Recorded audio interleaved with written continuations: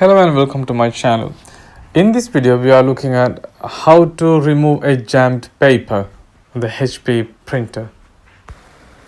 First thing, open the front cover and then lift up the glass scanner and then pull the blue color lever up and that'll remove that part.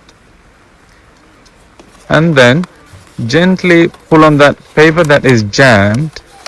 So in this case I got two papers jammed, so I tried the first one, it didn't come, and then I gently pulled on the second one and then it's gently pulling out, it's coming out slowly, no tension. So here we go, this comes out and then done.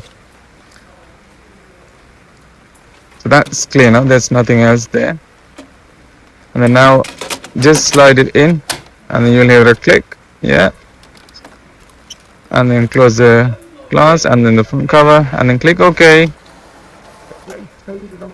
and then all done. So it's set and then it's printing. Thank you for watching.